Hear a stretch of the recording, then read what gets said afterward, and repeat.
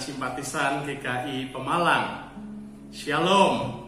Semoga kita semua dalam keadaan sehat, walaupun saat ini kita meminimalisir berinteraksi, tapi tetap tenang, tetap sabar, tetap berdoa, jaga kesehatan. Dan kali ini kita akan bersama-sama kembali dalam persekutuan keluarga di rumah kita masing-masing bersama dengan keluarga kita masing-masing. Mari saudaraku, kita awali persekutuan kita pada saat ini dengan memuji nama Tuhan dari NKB 85 bait pertama dan kedua, karena kasih-Nya. Mengapa Yesus turun dari sorga, masuk dunia gelap penuh celah, berdoa dan bergumul dalam taman, cawan pahit pun diterimanya. Mengapa Yesus menderita didera, dan mahkota duri pun dipakainya?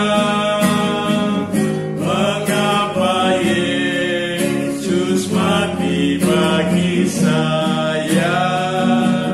Kasih-Nya, yang karena kasih-Nya.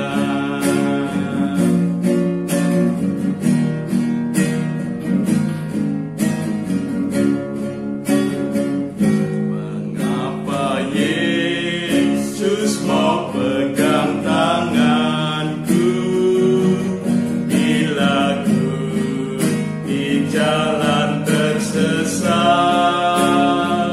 Mengapa Yesus beriku kekuatan bila jiwaku mulai penat? Mengapa Yesus mau menanggung dosaku, beriku damai serta sukacitanya? Mengapa Dia mau melindungiku? Kasih-Nya, yang karena kasih-Nya. Mari saudara, kita buka dalam doa. Terima kasih Tuhan, di tengah-tengah keadaan kami yang saat ini tidak menentu, di mana ruang gerak kami saat ini begitu dibatasi, interaksi kami dengan sesama kami pun begitu dibatasi, dikarenakan dampak menyebarnya virus COVID-19 yang menghebohkan seantero dunia dan meresahkan banyak orang. Saat ini Tuhan, kami menghampiri tahta-Mu yang kudus. Kami mohon kekuatan Tuhan di tengah-tengah suasana yang tidak menentu seperti saat ini. Berikan kami keteguhan, berikan kami kekuatan, karena kami percaya Tuhan, Engkau begitu mengasihi kami. Engkau memberikan kekuatan kami, perlindungan kami, karena Engkau sangat mengasihi kami.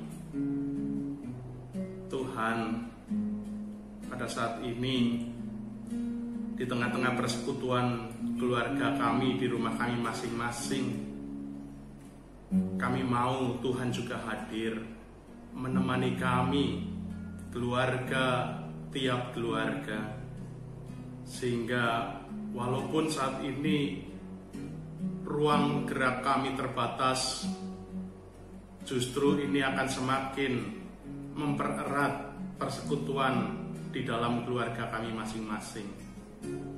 Kami percaya badai ini pasti akan segera berlalu, dan keadaan juga Tuhan kembali pulihkan. Karena sekali lagi kami percaya Engkau begitu mengasihi kami. Sebab itu Tuhan, persekutuan malam hari ini kami serahkan ke dalam tangan pengasihan Tuhan, dan kami percaya melalui persekutuan ini kami semakin dikuatkan di tengah-tengah situasi yang tidak menentu ini. Terima kasih Tuhan, seluruh waktu persekutuan kami serahkan ke dalam tangan pengasihan Tuhan. Di dalam nama Tuhan Yesus kami berdoa. Amin. Bentar lagi kita akan bersama mendengarkan firman-Nya. Mari kita persiapkan hati kita. Kita persiapkan dengan satu pujian, firman-Mu, pelita bagi kakiku. Firman-Mu, pelita bagi kakiku, terang bagi jalanku. Firman-Mu, pelita bagi kakiku, terang bagi jalanku.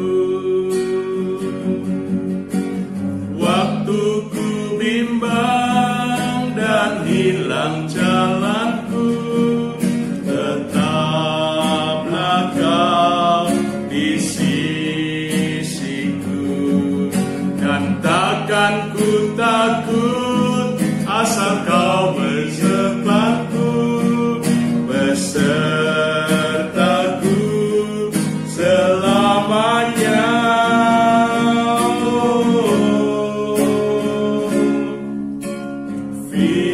Firman-Mu, pelita bagi kakiku, terang bagi jalanku. Musik masih mengalun, saya akan berdoa untuk kita semua. Firman-Mu Tuhan, pelita bagi kaki kami dan terang bagi jalan kami. Sebab itu Tuhan, hadirlah tempat ini karena kami akan mendengarkan sabda kebenaran firman-Mu. Terangilah kami supaya kami boleh terus berjalan dalam jalan kebenaran Tuhan, dan hidup kami pun diberkati oleh Tuhan. Kami boleh tetap teguh menjalani hidup dan kehidupan ini, walaupun saat ini kehidupan tidak menentu, tapi kami percaya firman-Mu menuntun kami, karena firman-Mu sungguh pelita bagi kaki kami dan terang bagi jalan kami. Bersabdalah Tuhan melalui hamba-Mu. Tuhan yang akan memberkati hamba-Mu ini. Tuhan topang dengan kekuatan, kesehatan, dan hikmat, sehingga hamba-Mu ini boleh berkata-kata seturut dengan kehendak Tuhan, dan firman yang disampaikannya boleh menjadi berkat dan kekuatan bagi kami semua. Terima kasih Tuhan Yesus. Di dalam kasih-Mu kami berdoa dan memohon. Amin. Saudaraku yang terkasih, mari kita akan membuka Alkitab kita. Kita membuka dari Injil Tuhan Yesus Kristus menurut Matius pasal 27 ayat 27 sampai 31. Matius 27 ayat 27 sampai 31 berbunyi demikian. Kemudian serdadu-serdadu wali negeri membawa Yesus ke gedung pengadilan, lalu memanggil seluruh pasukan berkumpul di sekeliling Yesus. Mereka menanggalkan pakaiannya dan mengenakan jubah ungu kepadanya. Mereka menganyam sebuah mahkota duri dan menaruhnya di atas kepalanya, lalu memberikan dia sebatang bulu di tangan kanannya. Kemudian mereka berlutut di hadapannya dan mengolok-olokkan dia, katanya, "Salam, hai Raja orang Yahudi." Mereka meludahinya dan mengambil bulu itu dan memukulkannya ke kepalanya. Sesudah mengolok-olokkan dia, mereka menanggalkan jubah itu daripadanya dan mengenakan pula pakaiannya kepadanya. Kemudian mereka membawa dia keluar untuk disalibkan. Sampai di sini pembacaan firman Tuhan. Yang berbahagia adalah kita semua yang memelihara firman Allah. Hosiana. Saudaraku, ada sebuah kisah nyata yang terjadi di Oklahoma, Amerika Serikat.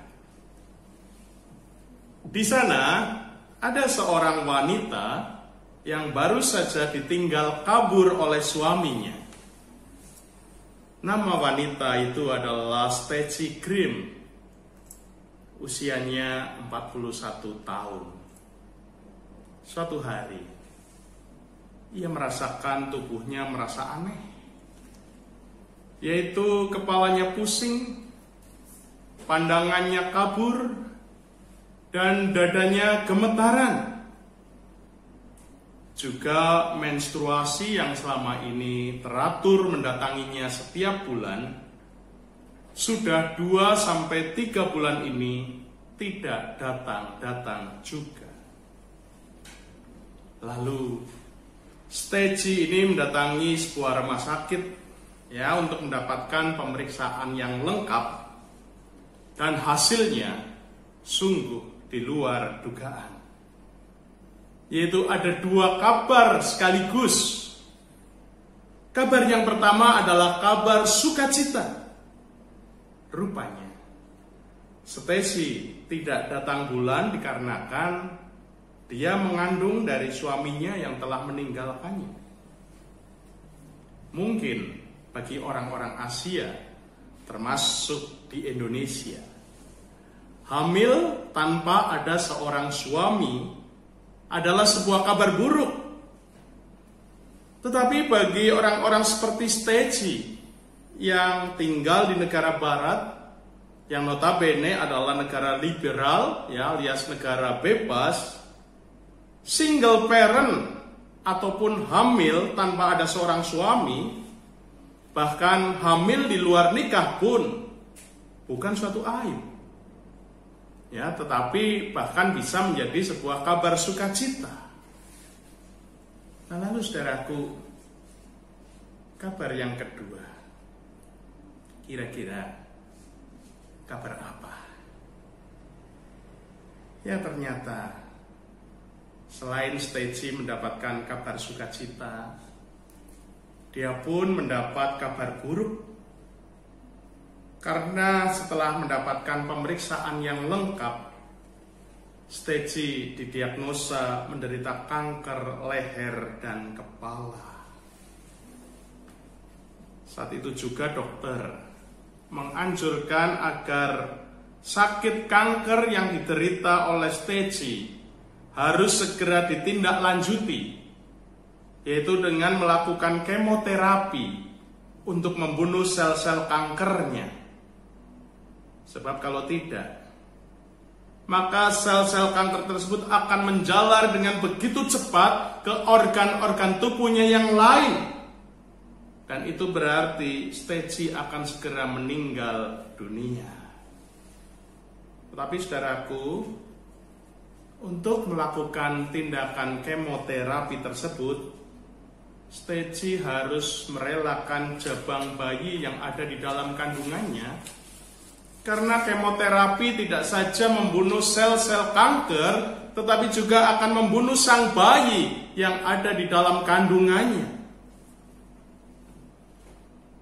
Nah, saudaraku, kira-kira apa yang kemudian dipilih dan diputuskan oleh Stacy?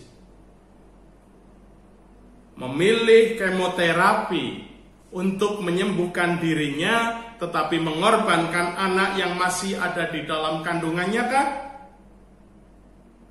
Atau memilih mengorbankan dirinya, tidak melakukan kemoterapi, dengan resiko dia akan segera meninggal, tetapi sang jabang bayi akan selamat. Kira-kira kalau Bapak, Ibu, dan Saudara ada di posisi Stacy, apa yang akan saudara pilih? Nah, rupanya Steci memilih pilihan yang kedua, yaitu dia rela mengorbankan dirinya sendiri demi keselamatan bayi yang ada di dalam kandungannya. Ya, Steci memilih untuk tidak kemoterapi dan ia berharap dapat melahirkan anaknya dengan selamat. Namun apa yang terjadi kemudian, saudaraku? Belum genap usia kandungannya 9 bulan, fisik Steci sudah tidak kuat lagi. Ia drop, sehingga keluarganya langsung membawanya ke OU Medical Center Oklahoma. Setelah diperiksa, ternyata sel-sel kankernya telah menggerogoti batang otaknya. Dan 2 hari kemudian, dokter mendapati denyut jantung janin yang ada di dalam kandungan Steci melemah. Maka tim dokter pun langsung mengambil tindakan setelah mendapat persetujuan dari pihak keluarga, yaitu mereka harus segera mengoperasi sesar Steci. Pada akhirnya operasi sesar berhasil dilakukan. Sang bayi yang kemudian di kemudian hari diberi nama Dottie Mae berhasil lahir dengan selamat, meskipun berat tubuhnya hanya sepertiga bayi-bayi normal lainnya. Ya, singkat kisah, Dottie Mae bisa selamat dan hidup hingga hari ini. Ya, tragisnya Steci Grimm kemudian meninggal dunia. Sungguh, saudaraku, sebuah pengorbanan yang begitu luar biasa dari seorang ibu yang bernama Steci Grimm. Ya, demi keselamatan sang anak Dottie Mae, dia rela mengorbankan dirinya sendiri.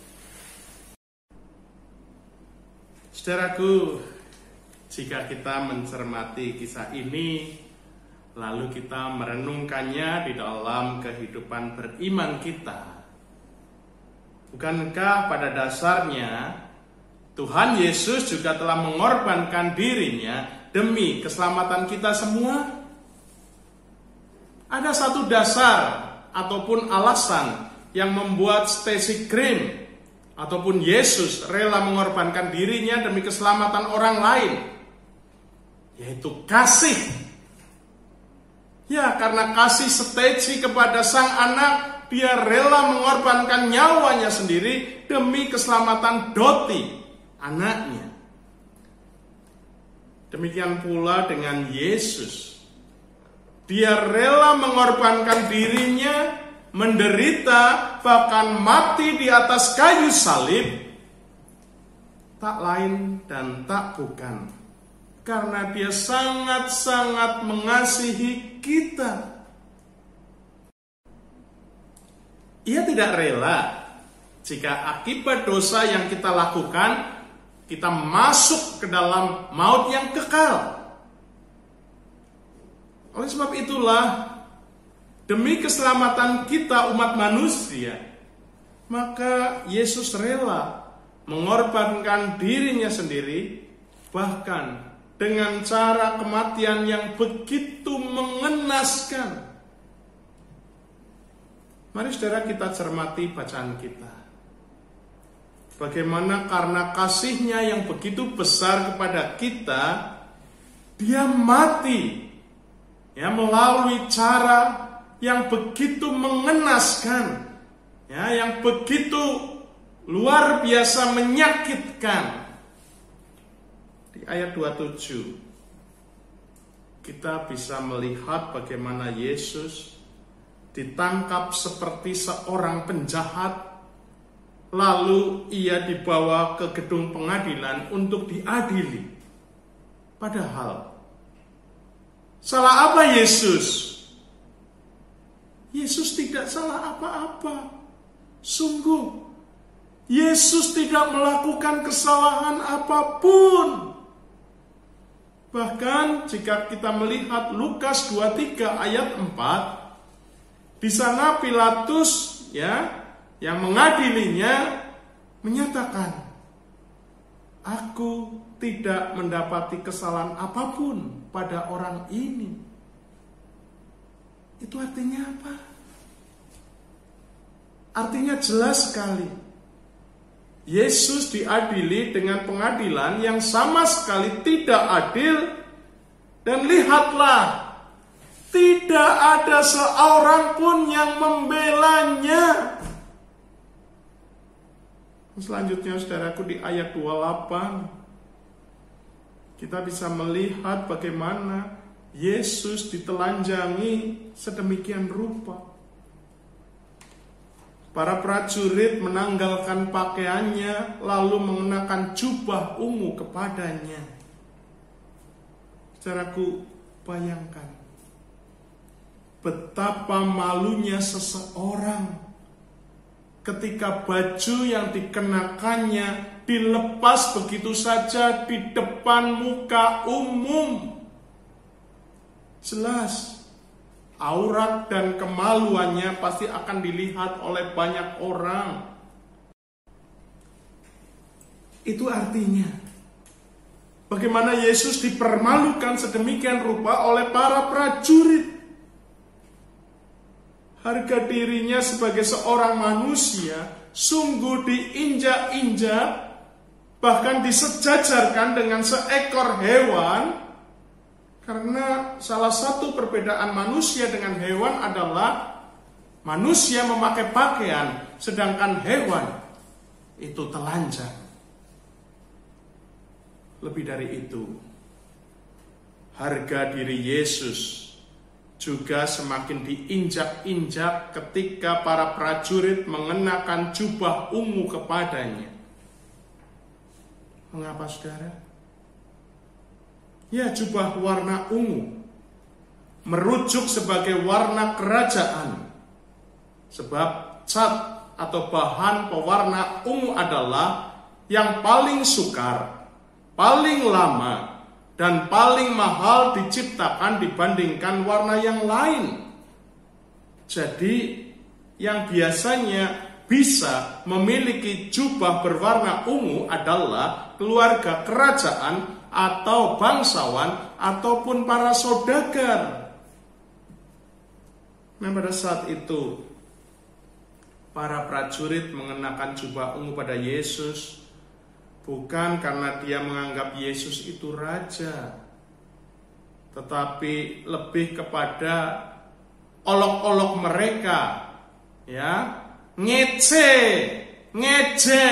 Mereka membuli Yesus habis-habisan. Jika memakai kata-kata sederhana ataupun kata-kata bebas, mungkin pada saat itu para prajurit berkata, "Nih loh, seorang raja kok kayak begini, raja kok tak berdaya, raja apaan itu?" Nah, lalu dilanjutkan di ayat 29. Bagaimana para prajurit menganyam mahkota duri untuk dikenakan oleh Yesus dan memberikan sebatang buluh di tangan kanannya. Tentu hal tersebut dilakukan oleh mereka untuk memperkuat dan mempertajam olok-olok mereka. Ya, raja yang harus pakai mahkota, raja yang harus bawa tongkat kerajaan. Tetapi raja yang satu ini gak layak pakai mahkota emas, gak layak bawa tongkat kerajaan. Pantasnya ya mahkota duri, pantasnya tongkatnya ya sebatang bulu. Ya mungkin itu yang ada pada pikiran mereka ataupun olok-olok yang mereka lontarkan kepada Yesus. Dan itu, saudara, betapa menyakitkannya kulit kepala tertusuk oleh duri-duri yang tajam.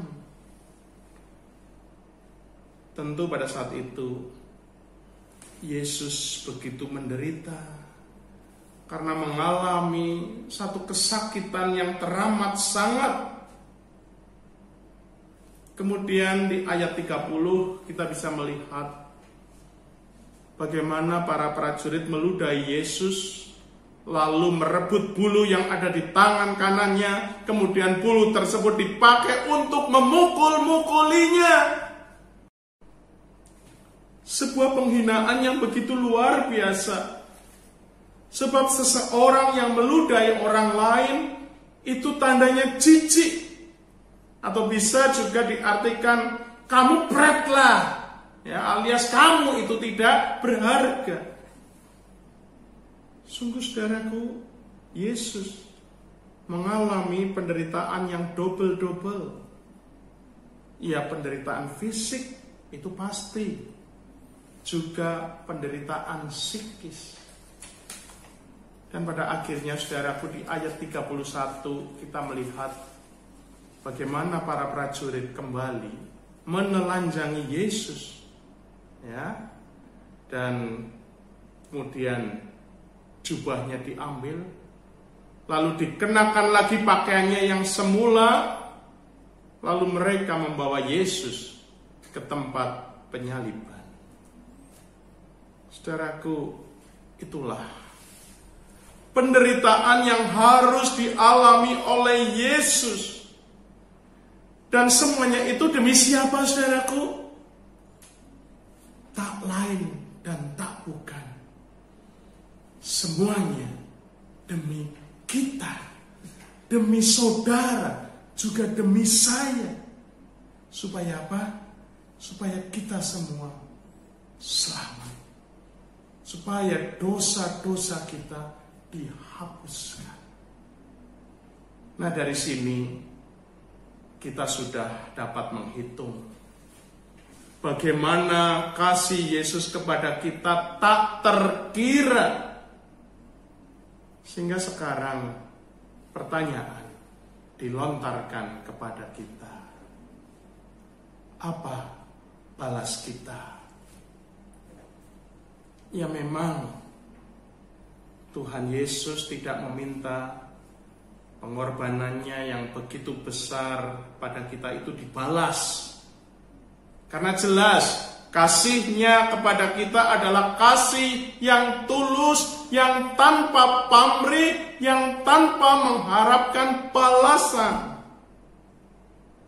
Namun sebagai umat yang tahu diri, sekaligus umat yang tahu berterima kasih, mestinya kita juga membalas kasih tersebut dengan kita pun mengasihi Tuhan dengan segenap hati kita. Dengan demikian, maka kita dapat membuat pengorbanan Yesus tidak menjadi sia-sia. Sungguh saudaraku, Yesus telah berkorban bagi kita, sehingga dosa-dosa kita telah ditebusnya. Dan saat ini kita sudah memperoleh keselamatan.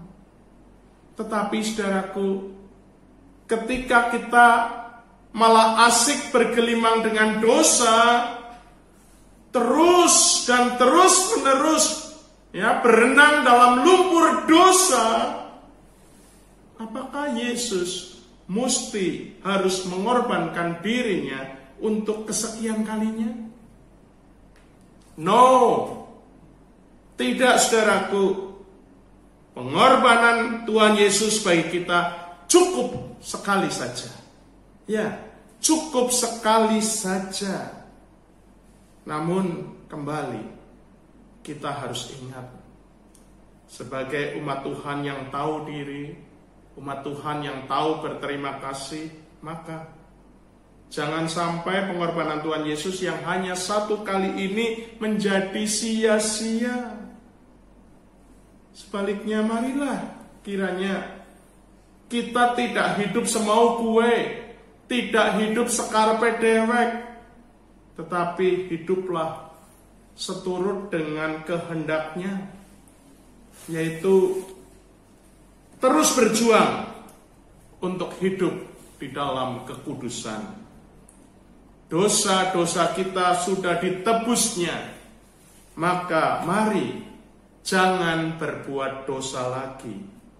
Untuk itu saudaraku, agar kita bisa menjaga diri kita untuk tetap hidup kudus, teruslah hitung kasih Tuhan yang selama ini sudah dicurahkan bagi kita. Maka percayalah, kita pasti akan kagum oleh kasih-Nya dan kita akan terus hidup di dalam kehendak-Nya. Mari saudaraku, dalam keadaan yang seperti ini, ya, justru ini adalah saat yang paling tepat bagi kita untuk introspeksi diri.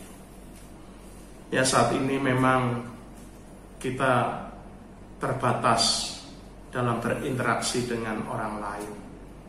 Mari pakai kesempatan ini untuk berintrospeksi diri.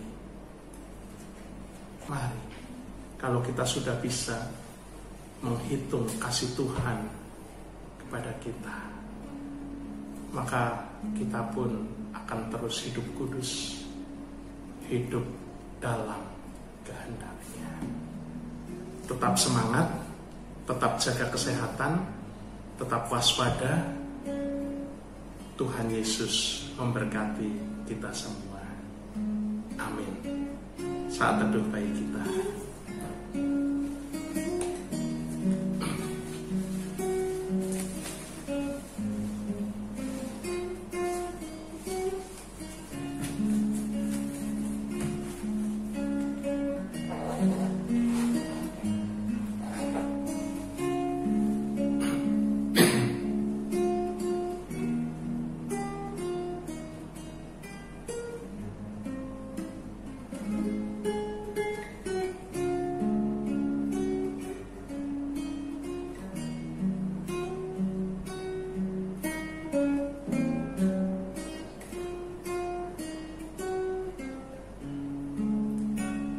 Saudaraku, saat ini kita akan memberikan persembahan. Mari kita persembahkan hati kita, persembahkan hidup kita. Dan jika memang kita ingin memberikan persembahan berupa materi, kita bisa mengirimkannya ke rekening gereja seperti yang tertera di bawah ini. Ataupun jika saudara tidak sempat untuk transfer, saudara bisa mengumpulkannya terlebih dahulu. Nanti setelah ada kesempatan pada saat ataupun waktu kita bisa bersekutu lagi, kita bisa memberikannya di sana.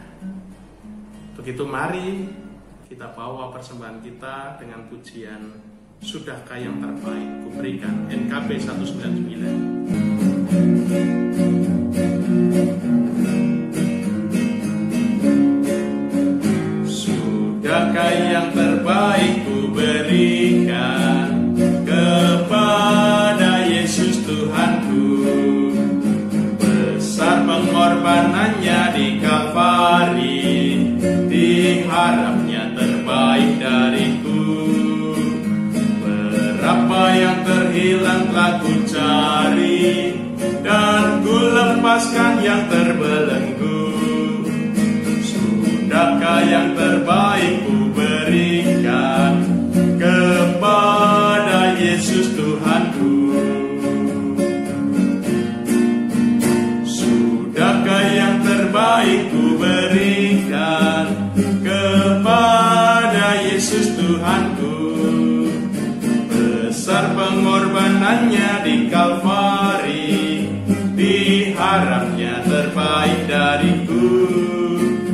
Berapa yang terhilang telah ku cari, dan ku lepaskan yang terbelenggu. Sudahkah yang terbaik ku berikan ke Yesus Tuhanku. Mari saudaraku, kita menaikkan doa syafaat kita sekaligus doa persembahan kita. Kita berdoa.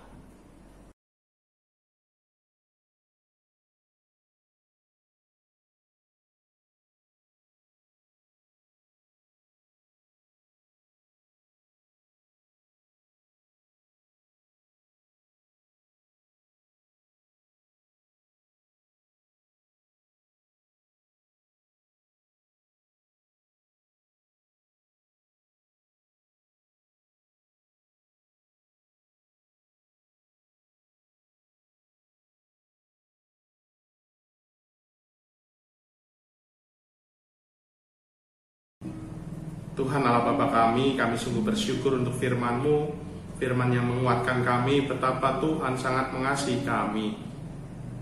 Tuhan, saat ini sungguh kami bersyukur punya Allah yang begitu luar biasa kasih-Nya, sehingga sampai mengorbankan diri untuk keselamatan kami. Sebab itu Tuhan, kami mau membalas kasih-Mu dengan sikap, perilaku, dan tutur kata kami. Tuhan, kami mau mulai saat ini hidup seturut dengan kehendak Tuhan. Kami mau mulai saat ini kami boleh menjaga kekudusan kami. Berkati Tuhan komitmen kami ini. Tuhan, saat ini kami pun mau menaikkan doa syafaat kami. Kami mau berdoa untuk kehidupan kami saat ini yang begitu risau karena pandemi virus COVID-19. Berkati Tuhan supaya semuanya ini boleh segera berlalu. Yang saat ini terkena virus COVID-19, kiranya Tuhan segera sembuhkan, Tuhan pulihkan. Dan yang belum terkena, Tuhan lindungi, Tuhan bentengi supaya tidak terkena. Dan Tuhan juga akan memberkati para medis, para ahli, sehingga pandemi virus COVID-19 ini boleh berlalu dan kami semua boleh kembali beraktivitas seperti sedia kala.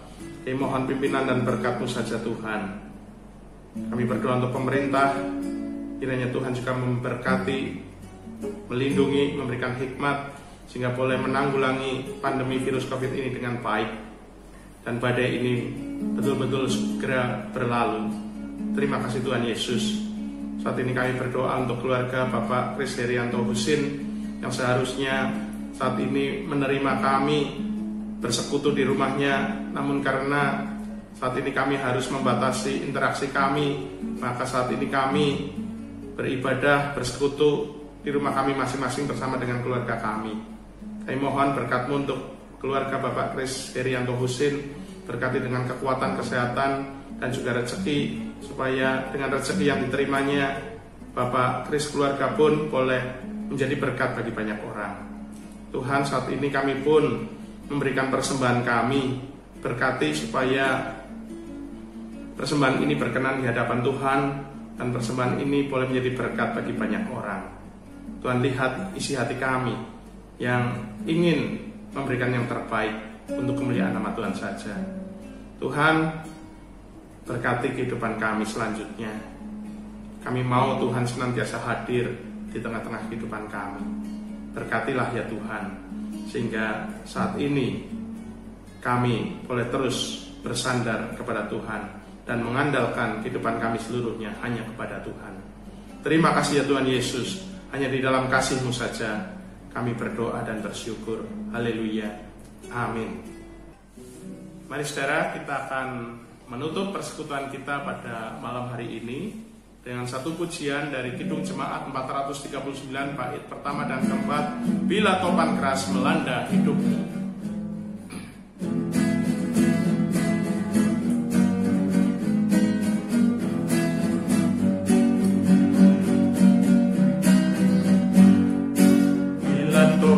Melanda hidupmu, bila putus asa dan letih lesu, berkat Tuhan satu-satu hitunglah, kau niscaya kagum oleh kasih-Nya.